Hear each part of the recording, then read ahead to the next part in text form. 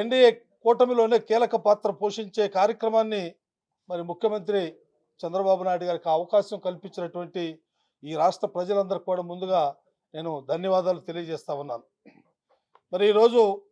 రాష్ట్రంలో జరుగుతున్నటువంటి పట్టభద్రుల ఎమ్మెల్సీ ఎన్నికల నిమిత్తంగా మరి ప్రభుత్వం వారు కానీ కూటమి వారు కానీ బీసీ సంక్షేమ సంఘం తరఫున మద్దతు కోరిన మీదట ఈ రోజున స్వచ్ఛందంగా మరి ఎన్డీఏ కూటమికి ఈ రాష్ట్రంలో జరిగేటువంటి పట్టభద్రుల అభ్యర్థులకు ఎక్స్ప్రెస్లీ మరి గుంటూరు అభ్యర్థిగా నిలబడుతున్నటువంటి ఆలపాటి రాజేంద్ర ప్రసాద్ గారిని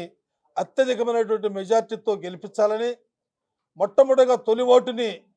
వారికి వేసి ఈ రాష్ట్రంలోనే అత్యధిక మెజార్టీతో గెలిపించాలని బీసీ సంక్షేమ సంఘం ఒక నిర్ణయం తీసుకుని ఈ రోజున ఈ యొక్క విలేకరుల సమావేశాన్ని ఏర్పాటు చేయడం జరిగింది. మీ మొదటి ప్రాధాన్యత ఓటు 1 అని అంకె వేసి నన్ను గెలిపించమని కోరుతా ఉన్నాను.